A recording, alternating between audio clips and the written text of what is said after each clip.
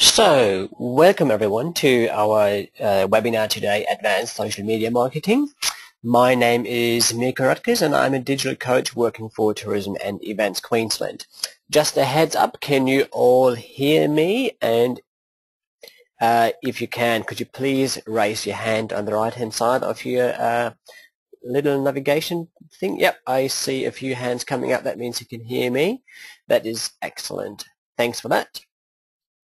So today's webinar is about social media, especially more advanced social media channels like YouTube or Twitter or checking in, and we will talk through a couple of things today.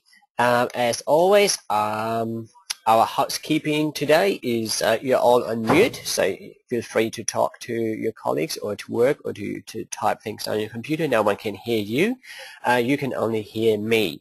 So if you have any questions today, please answer or please write your question into the chat or the question box that you have through our webinar program, and I will try to answer that question at the end of the workshop. I also let you know that we are recording this webinar and we can use or can review this webinar at a later stage on our website. Okay, so let's have a look on our agenda today. We have 4 big topics that we're going to talk through today, and that is at the beginning with Google Plus and local search. I think you all heard about Google Plus and the new, let's say, competition to Facebook. We will have a sneak preview in terms of what is that and how should we use it and when do we need to use it. So we will have a look on that. We will also talk about YouTube and online videos in terms of how that can be used for you as an operator here to promote your business and to make your website more attractive. We will have a look on Twitter and see how or when to use it. And finally, we'll talk about location-based social networking, which is nothing less than checking in, for example, using Facebook or Foursquare. This is not all what we usually present in our advanced social media workshop, but as you have seen in our webinar list, the other platforms like photo sharing and Facebook have their own webinars. So if you're interested in those, please have a look on and when we run those webinars again. Okay, I would say we start talking and get into the content. All right. So here we go. So why are we here? That's usually my first slide that we talk about. Of course, we want in the end to maximize our effort and our outcome that we do on social media marketing. So if you are already working with Facebook, for example, and you have a good understanding of what social media can do for you, this is absolutely the right webinar for you, because we talk about more what else can we do to get the most out of social media marketing. As a summary, let's talk again a little bit about what is social media as a definition, just to bring it back into the big picture, yeah, and to start at the very basics. Social media in the end is a platform or a way that many people can to talk to many people. And that's the huge difference in a nutshell to traditional or classic marketing, because before, yeah, we were just able to talk as a company to our customers, but our customers were not able to talk to us, and our customers were not able to talk to each other. This is different, and this is why social media, yeah, is very trendy and very popular today. Of course, social media has a few benefits, and I just put it on here to see. It is not just that we can actually talk to our customers and that we can promote our product or services to many people. There's also something, yeah, it's a nice tool to receive feedback. Feedback in terms of we can listen to our customers and we can see what they want, we can hear what they say, we can hear what they actually like or don't like. And that has a big impact. If we take it seriously, we can actually optimize our product.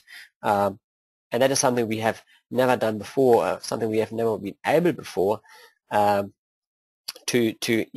listen that closely to our customers. Social media platforms also, of course, are there to explain or educate our travelers or our customers. And of course, you can use it to run promotions and competition to increase your sales process. As I said, it's a two-way communication. And we also know, besides the viral effect that we are after, because people start sharing information, that's what we want. We want people to share our photos, our stories, our content to their friends or to other followers. That's what we want to get our message out. But we also know that people who follow us, people who like us on Facebook, for example, they are more loyal and they have a higher interaction with our product. And that's a huge benefit. I just go to the next slide. Hold on. Here we go. So social is has many advantages, and of course it is a human behavior, and that is something we need to make use of, because it is a human behavior, and people like to be social and they like to share things from friends to friends. Our payoff in being engaged in social media or doing social media marketing is simply that people trust their friends. 90% trust recommendations made from people they know, and that is something we need to work with. We may have to make sure that we somehow can engage our travelers, our customers, that they recommend our products, our businesses to their friends, so their friends, if they come back to us or if they plan a holiday, they know where to go to experience something nice. And that's our lead into Google. Google Plus or Google developed a +1 button. I think you all have seen that somewhere. Sometimes on websites you see there's a like button for Facebook, there's a Facebook button, there's a Pinterest button, there's a Twitter button, and sometimes you will see there is a +1 button as well. This +1 button has a social character. It is a recommendation in the end. And this recommendation is what we need to use. It has an impact on how we search on Google, as you can see here. I searched for the keyword or for the search term Michigan vacations, and you can see here at this area down here, actually you can see that there are 3 pictures of people who searched this page and that or for these keywords, and they found a page. And you can see here, this is the signal for 31 people +1 this page. So here we see that the +1 button has an impact on how we search and how we see a search result. And of course, this social character in this search result list has an impact of how I click on this or not, simply because I see 3 pictures of my friends and also 31 other people who actually +1 this page, meaning they're recommending this page. It is more likely that I click on this link than ever before. This is something to understand, and this is in terms of Google Plus, something we need to use. Google Plus is still the network itself in development, and it is not as big yet as Facebook, and it probably will take a while to get there.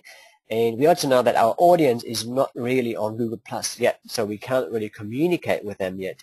However, the Google Plus One button is something in this big network that we should use, and something we need to implement in our or on our websites as well. I will come back to that in just a second. Speaking of Google Plus, there is something called Google Plus Local. All of you who have or who created a Google Plus profile will see that this is a little page on the network Google Plus, which is effectively just our Google Maps.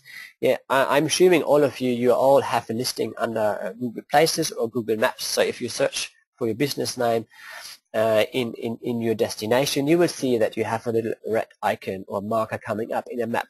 That's what I'm talking about. This map or this listing that you all have created probably a few months or years ago will now be available under Google Plus Local. So your listing will be available or visible in Google Plus, although you may have not created a Google Plus account for your business. So what does that mean for us? We certainly have to make sure that you need to search for your own local listing, create and verify that this is your Google Place, and add this to your listing. And then you have to make sure that the description and all the photos that you can see on this Google Plus Local page are as you want to as you want it to be appeared. Also, we need to add the +1 button to our site, so people can press or click on this button if they think they want to recommend this page into the web. So how does that look like? Just a second, I go into the next slide. I have searched for Newsacrest as an example, and you can see here, I use the spotlight again. You can see here, this is the map listing, and there is one Google review down here, and we can see here that's the preview of where if I click on that link I will go to. And from there, we will end up on Google Plus, as I can show you on the next slide.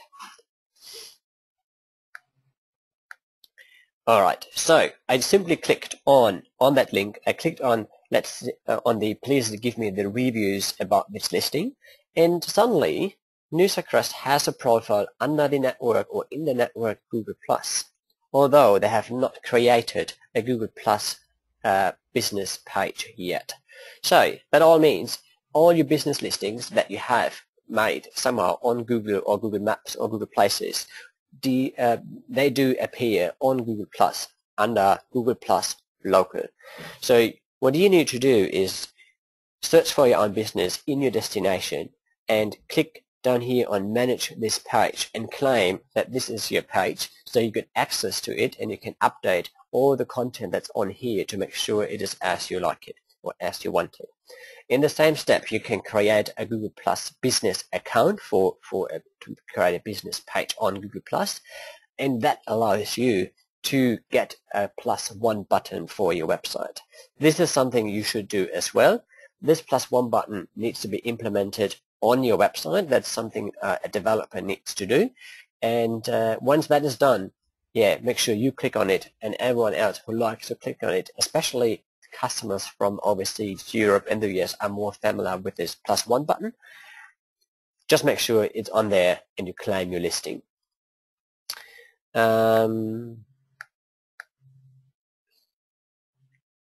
Okay, so that was effectively all about Google Plus and the first lead into this social network. These are the first steps I recommend you to do to be up there and make sure that if someone clicks on those +1 buttons, you get those recommendations into the search engines, and also that you can claim your Google Plus local page so you can edit and change content whenever you want to. Our next topic is YouTube, especially online videos. And please have a look on this slide here, and I have 3 examples of how to showcase content. In the left-hand side, we have simple text. In the middle, we have the picture, and we have the video on the right-hand side. Unfortunately, I cannot display or don't play videos in a webinar. That's why I will give you a link that you can use at a later stage. To use, I will actually, oh, that was one slide too. I will put this link into the chat so you can actually, hold on, there we go. This should come up. All right, now there is a link to this video that is on this slide. Have a look on this link and watch it. And what I usually try to demonstrate on this slide is that this video is explaining this product, the opera in the Outback, much better and with much more angles and different views than just text or just an image. This is just a nice demonstration of what videos can do, and how easy they can actually explain, for example, events or anything that happens, or products or competitions or whatever it is. So it is important. This demonstration clearly makes understanding, or makes it clear that videos can play a big role in terms of presenting your product. So please have a look later on after the webinar and watch that video to see the difference between text, picture, and video. From there, just wait until you can see the same slide. It takes a while because there's a video embedded. There we go. Videos are not just a nice way to visualize a product or a service or something people can experience. It is also something travelers like to do before they travel. For example, we know that 66% of travelers actually view videos online when they choose a destination. And even more important, almost 70% of travelers view videos online when they search for activities that they can do within a destination. We know that 60% actually view videos online when they decide on where to stay within a destination. And this is really important. And the last bit on the right-hand side is really important as well. It says, 50% or even more of travelers view videos online when they decide on which website to book. So what does that mean? Effectively, it means if, let's say, in a model we have 2 websites, and they're very identical, and one website is using a video to demonstrate and to showcase the product, and the other one is not. This website with the video is more likely to get the booking because the customer will decide to book on this website because of the video instead of booking with the other website. So videos can be a decision maker in terms of where to book. And this is important as well in terms of your online travel agents like WhatIfStays or Booking.com. If you have nice videos on your website and your travelers that are on WhatIf.com and they also check out your website, your video can be the decision maker to get a direct booking over a booking through a travel agent. So this can be something important to implement. And videos are actually not that hard to make, as I will demonstrate just in a second. Here we go. So, but before we talk about that, let's see what kind of content do our travelers and our customers like to view. And we can see here in the first graph that they like to see simple showcasing of product videos from hotels, airlines, cruises, tours, etc. That is simply just showcasing your product, explaining what you offer and what the customer can experience. Straight after that, people like to see reviews. Reviews from experts. For example, if you have the Queenslander TV coming up and they're showcasing your product and featuring your product, that is something you certainly should use on your website. This is a review from an expert. Or reviews from people like you and me, or simply just videos made by people like you and me. So it is effectively content that just talks about you, other people talking about you, that convinces or that other travelers that are just about to book a travel. And this is content that people like to see and like to watch before they make a decision. And I have a couple of videos here, and I will again place these straight links to YouTube in the chat function down here, where you can just copy and paste. So the links should come up right now. The two links that I posted at the very bottom are, one is about the Early Beach Hotel, and they have just created some handmade amateur videos of customers that for a specific target group in their own foreign language, talking about the experience at the Early Beach Hotel. It is easy made. Everyone can create those videos. It's just a simple video cam that you use. You ask one of your customers if they would like to give you a testimonial statement, and they jump in the pool and they just say that they had an awesome stay at the Early Beach Hotel and in Early Beach. And if someone let's say in France or Sweden can see a video in their own language about the Early Beach Hotel and how much fun other people had there before, this is a decision maker. This can be a convincing argument to book with the Early Beach Hotel as well. The second link, or the last link that I provided, is a link to a video from the Witches Falls cottages in Tambourine Mountain. They've created quite a quick video playing with their name witches, which is really funny to watch. Have a look in there and see what else you can do if you have a little bit more budget to engage your customers and to demonstrate and showcase your product in a funny way. Okay, I would say I had over one more. Second.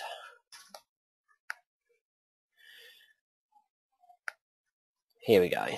So, using videos is not just good for your website to visualize and showcase your product.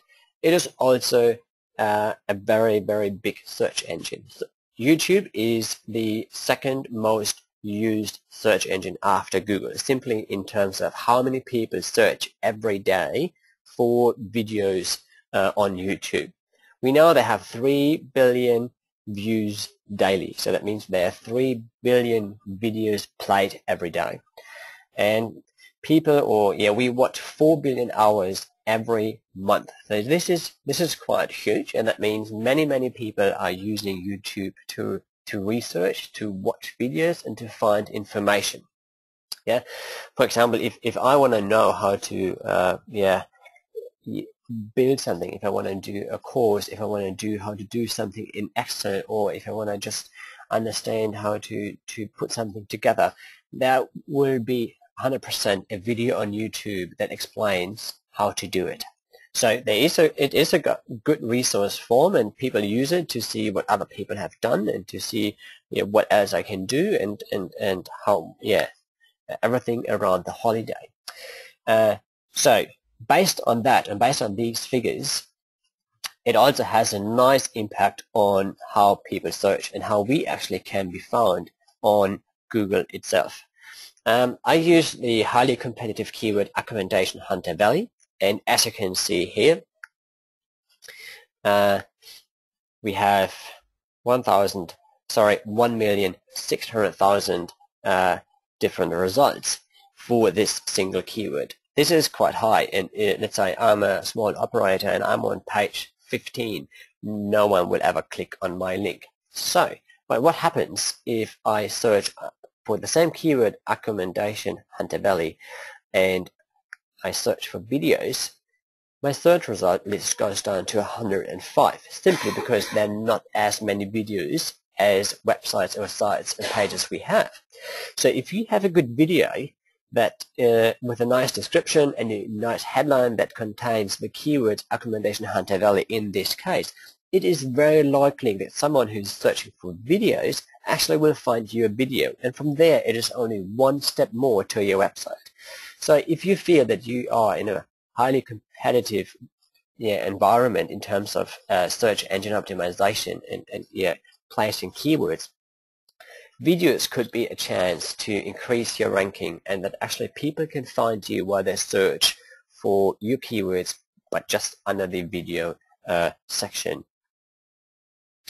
And important here to understand is that you use a good description for each keyword and for each video, and you also should enter, or you should add your URL, your domain, into the video on YouTube, so people actually can go back to your website straight away after they've watched your video. Okay, so in terms of creating videos, we need somehow a kind of a little strategy in terms of what do we do once we've created a video. So let's say we have a nice topic and we have an idea of what our customers would like to see or view online. The first thing we would do, we put this on YouTube, simply to store it, and first people and a few people can start watching it. But of course, from YouTube, it should go into our website. It should go on Facebook, either a link you share it from YouTube to Facebook, or you upload the video directly into your business page. You can also add YouTube videos to Pinterest if you have a Pinterest account, and you can publish the video on Twitter. So you use all the different channels to promote this video and to get more people to watch it. And so what are the next steps to do in terms of video marketing? You should sign up on youtube.com and create your own channel, and from there you would publish your channel, so make it visible to all users, and use your corporate identity. So upload your logo, choose your own background images, add your personal detail, have a description, have a link to your website, and from there you upload 3 videos at least to increase the chance to be found. So I hope that all makes sense for you guys. Videos can play a big role in terms of being found and showcasing your product. Right, and on top of that, videos are not hard to make, as I tried to demonstrate with the 2 links that are published in the chat box.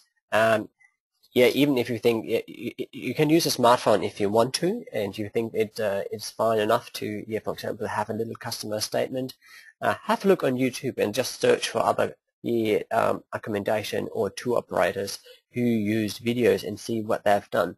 And you can find it is not that hard to create a video for your website. Alrighty, so our next topic is Twitter, and what I would like to do, I will give you a quick run through of how Twitter works and what it is, and when or how to use it. And to be honest, not all of you actually probably will need to use Twitter, as we see there is a slightly disconnect between us as the operator and the audience. I will come back to that in just a second. So Twitter itself is a microblog, and it's a way how you can actually publish information and link back to your website, or add different information, or join a hashtag to be found to publish certain information. Let's go to how your profile would look like. Very similar like you would do it on Facebook anyway. You have your profile picture, which is important, so people can identify your tweets right away. This is coming from you. You have a description and a link to your website. The description is actually quite important. The description is the decision maker for me to follow you or not to follow you. You should explain here who you are and about what you are tweeting. And if that's interesting for me, I will follow you. If I don't understand what you will tweet about or who you are, I probably not follow you. So that is important to understand. Okay, so how does a tweet look like? Once we start tweeting, you have an example here from the Whitsundays. There's the hashtag, and then we have Whitsundays 74. This is called a hashtag, and it's like a search function. There are Twitter, or there are companies, or there are operators who use the hashtag Whitsunday74. That was a campaign, and all operators who had a special tweeted about this campaign and added their special, and they used the hashtag Whitsundays74. So, and then we promoted this hashtag into the industry to the consumer and said, if you want to receive information about special deals in the Whitsundays, just simply search on Twitter for hashtag Whitsunday74, and you would get a search of all the different tweets of the operators who published a deal or a special and used the hashtag Whitsunday74. This is somehow how it works. In this case, we also have used a mention, which is at Virgin Australia. So we're talking about Virgin Australia as well. Virgin Australia will get a notification in this case, because we have used their username, that we have talked about their business. And if they like this kind of information that we have put on here on Twitter, they might even retweet our message to their own audience. That means our text, our tweet will be published to another couple thousand people on Twitter, and also all these people will see not just our message, also our business name, and may follow us. So this is the reason why we try to mention other operators and other organizations, simply to make sure that they are somehow interested in what we talk about, and they forward, retweet this message to their own audience. Important is as well that whatever you do, whatever you tweet on Twitter, add something additionally. In this case, this is a link to a page. You can always add an image, but make sure you always add something. So others can click on something that brings me back to your website, back to an image, back to Facebook, something where I can read more, because Twitter is limited to 140 characters. Simply to explain, and down here I can click on the reply, so to go back to this operator, in this case Queensland, Australia. I can retweet. That's what we want. We want that people click on the retweet button and forward that message to their own audience, or simply favorite if I want to reread this message at a later stage. So this is just to understand how Twitter works. And as I said, we are interested in talking to other operators, in getting our message into the industry, and that other operators retweet our message. And that's what we can see here. Yeah, in this case, the message that we published, Tourism Australia has launched Indigenous tourism idea, and the link. We can see here, Indigenous Gov, that is Aboriginal Songlands, retweeted our message to 1,300 followers. That means our message got out to an additional 1,300 followers of the right target group. Yeah, same with the Today Show. They retweeted a message from us to their followers of 31,000 followers, which is good. Yeah. Or down here, what if the same example, they retweeted a message from us to the follower base of 10,500. So, of course, any social media does not work without a strategy. And just to bring it or summarize it in a nutshell, what you're after at Twitter or with Twitter is you want retweets and mentions. You want that people talk about you, so they mention you, or they forward you a message. That's a retweet. To gain that, we need to think about our content. Do we have content in our tweets that is valuable for our audience? Audience means our own followers, but also there can be tourists or the consumer, but also other tourism organizations in the industry. Are they interested in that kind of content that we create, so they actually click on forward? And that's the engagement part.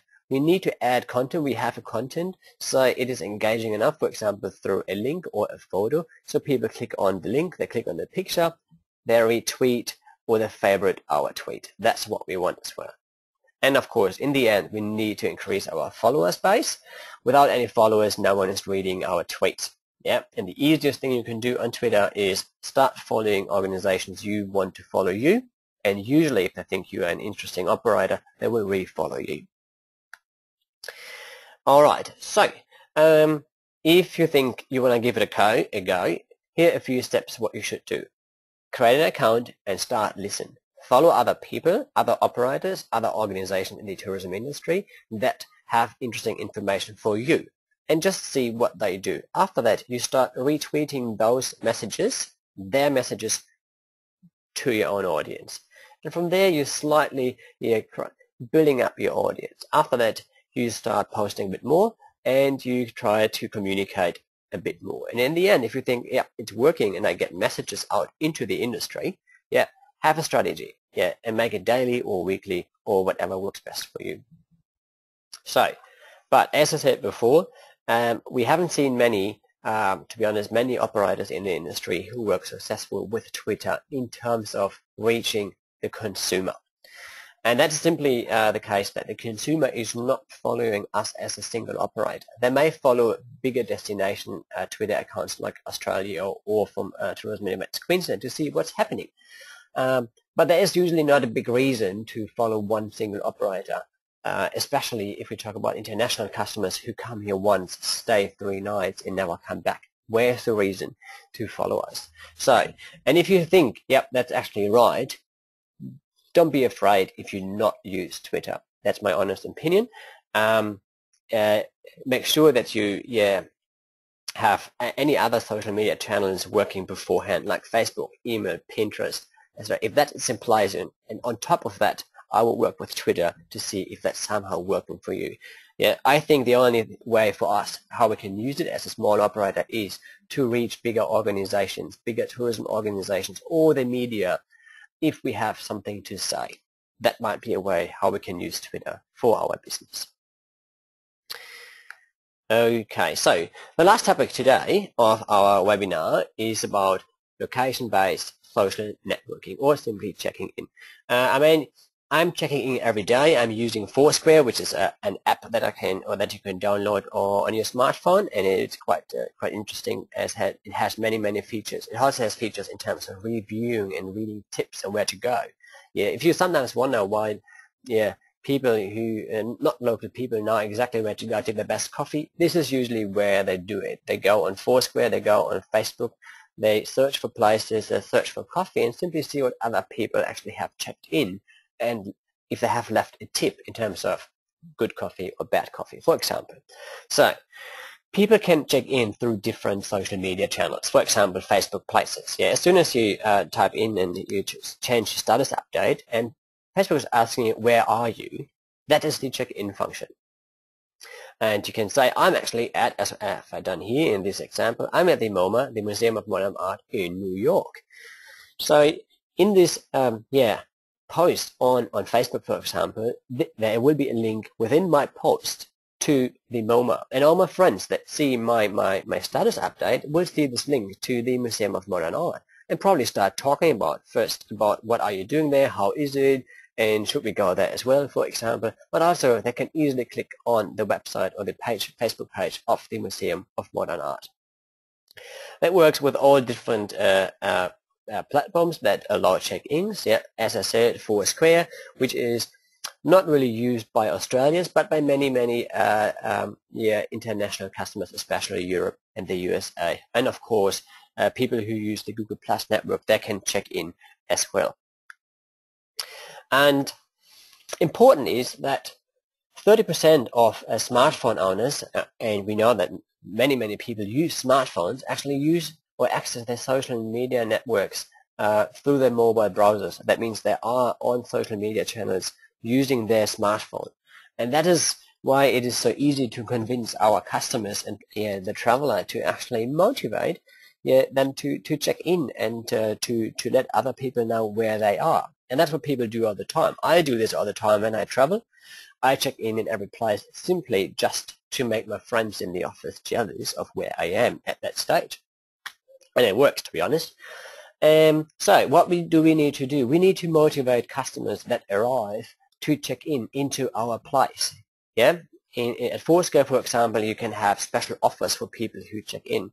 Yeah, you can always, or simply just a poster in the window, or someone, if you have a tour, you can start the tour with, have you all checked in today?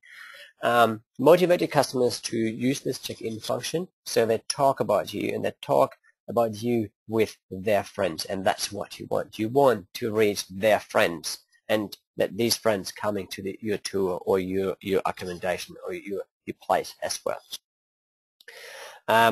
So this is just to give you an overview. Here's another example of how to motivate customers to check in. Yeah, in this case, it's a big deal that's connected on Foursquare. You can add deals on Foursquare if you check in, and if you have checked in the most, yeah, you will actually get a special discount, or you will get a free dessert, or you get your own table that is always reserved for the one who's checking in the most. There are many ideas you can have in terms of rewarding someone who's checking in. It can be sometimes even just a glass of champagne or a can of Coke. That even works. Okay, important as well is to understand if people check in, what do they say? Yeah, and I have an example here from Foursquare that I use quite often. Under Foursquare, you can also use Explore. That means I can search for top picks, or I can search for top deals, or I can search for restaurants or cafes, or I can search for accommodation.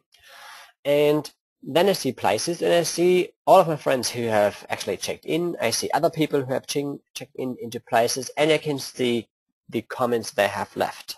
For example, in this case, the sushi is amazing. And if I see this comment and I'm closed, this is probably influencing me in terms of do I go there or not, because on the right hand side I went to the place called Chocolate Soldier, which is a cafe, and you can see a few comments here. Bad coffee, did not offer to make a new one. Or down here, these chocolate soldiers need to go to war and fight for better coffee. Unlikely, if I read these kind of information, that they will go to this cafe to order a coffee. And it is therefore it is highly important for you to actually read what people say. And if you see you get lots of negative feedback, you cannot actually give a statement to that, but you can change your product and you can find out what's happening. And at least you need to control what's happening. And right, and on Facebook as well as on Foursquare, what we do more and more that we connect the different connections between they will connect data between friends and where they have stayed. As we can see, for example, Facebook, they launched something called the social graph, which is a new search function that you may have experienced already. I actually can search for a specific friend, or just simply friends, my friends on Facebook, and I can search, please display all my friends that went to Cairns and had a coffee. And I will see all my friends who actually checked in into a cafe, and then I can read all the comments they have done. And that way I can easily find out where to go if I go to Cairns. And I can do this even with pictures, and I can say, please display all the pictures of people that have checked in into Cairns. And if your product is on one of those pictures, if your business listing is included in those comments, in those listings, you have an advantage. That's why it is highly important for you that you motivate your customers to check in on Foursquare, on Facebook. It doesn't really matter, but you somehow get your name out there with each single photo and each single message that people send to each other. Okay, I'm almost at the end of our workshop, or sorry, of our webinar. I see I have a few questions in there. I will go back to that in just a second. As always, please make sure that you always, if you work with content, especially videos, that you actually, it is your copyright. Just want to say that again. Finding images or searching images or videos, saving them and uploading them as your own is actually illegal, even if they are displayed on Google. It's not yours, so you need to have the permission to do or to use them. Okay, so as you probably know, we will have a couple more workshops and webinars coming up. Feel free to register and see one of the next workshops on every Tuesday at 11. Or if you have more questions to this or other topics, anything around digital marketing, feel free to give us a call or send us an email, and we will try to help and answer any questions. And if you don't know who I am, I'm Mirko, and I'm the guy here in the middle, and my colleague Susan, who is just I think in Gladstone today. That's right. her right here. Okay, that's all for me today in terms of advanced social media marketing. I really hope you could get something out of it. And there's one question. I will go through those questions in a second. Robin, how do you get those search results analytics? Just if you could let me know which search results you're talking about, I can give you an answer to that.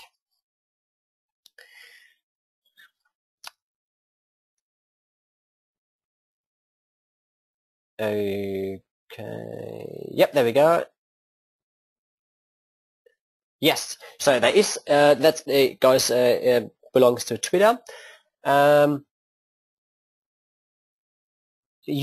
is something called a Twitter Analytics. It's an external party. It probably is owned by Twitter, but it's an external function that actually gives you an indication of any analytics you want to have with all your retweets or your tweets. But you always will get a notification of who and how many people have retweeted your retweets on Twitter.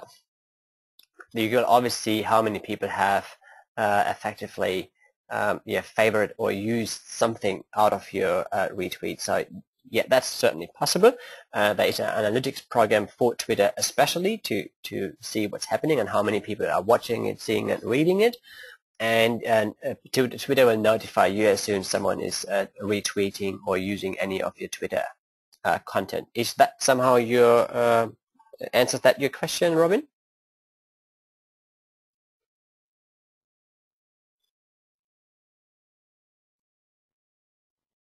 Excellent. Okay, any more questions from you guys today?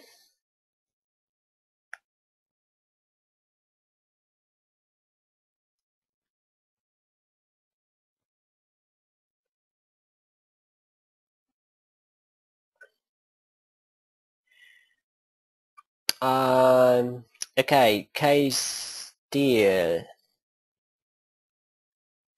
Now we actually have split up our advanced social media webinar into 3 groups. Sorry if that's confusing, simply to reduce the time, because usually it takes more than 2.5 hours to go through all social media, advanced social media webinars. So we have, as I said, for Facebook and all the others, we have separate webinars for those. We deleted actually group buying pros and cons, as it was not really relevant anymore in the last couple of months. But if you want to receive more information about that, I can certainly give you a call next week and we can talk about group buying. If you feel that is something you want to do, we can certainly talk about that. Otherwise, all other topics will be on other webinars coming up as well. Is that okay? Yeah, certainly. Just send me an email, and when you're available next week, and I will give you a call to talk you through that.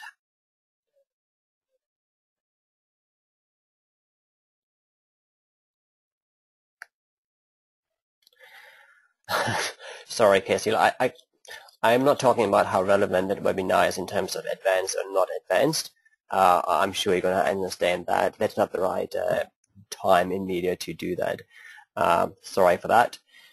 Julie, was a question here. Yep. Can you recommend a program that you can use, that I can use, that small videos record on my phone to cut and paste into YouTube video? Yeah, there certainly is something. Let me have a quick look on my phone. There are a few apps. There's a free one from YouTube, and I think it's called Capture or Capture That. That's a free tool that you can use, and it automatically goes on YouTube as well. And there are a couple of apps that actually cost $5 or $6 where you can edit your complete video on your mobile device in terms of adding a few things, deleting or cutting it.